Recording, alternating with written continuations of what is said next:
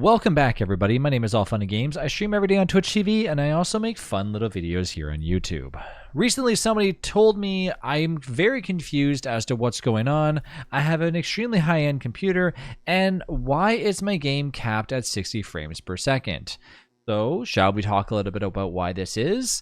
Okay, sure, let's do that. If you go into your settings, let's start off by your peripherals or whatever you have plugged into your PC. One thing is that no matter what monitor you have plugged in, even if it's something that is 144 Hz refresh rate, which clearly I have more than that as well, my monitors go up to 240, but right now I have it set to 144.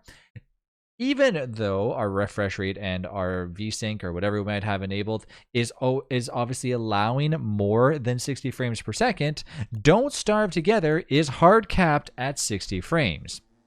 So if you go into your game and press backspace, well, guess what? You're now going to see your actual how much FPS you're getting. So as you move around, if your frames are dropping consistently, well, you might not have the best system to be playing Don't Starve Together, or perhaps you're just encountering a biome that has a ton of stuff in it. But nonetheless, if it's stuck on 60 FPS, that's actually how it is supposed to be. Why is Don't Starve Together capped at 60 frames per second? The problem is that it could very well be to do with something in-game. For example, if they were to up it past 60 frames per second, it's entirely possible that we would see what looks to be our characters probably moving in a different orientation. If we zoom into our characters as we watch the animation with their arms swaying back and forth, the faster the frames, the faster this is going to catch up, which could actually make Don't Starve Together look a little worse and kind of take away from that feel of being almost like a stop animation, which obviously it's not really stop animation, but you get the gist of it, is that basically if we decide to up the frames, then your character is now showing at a faster frame rate. It could remove almost that feeling of that type of animation that Don't Starve Together brings.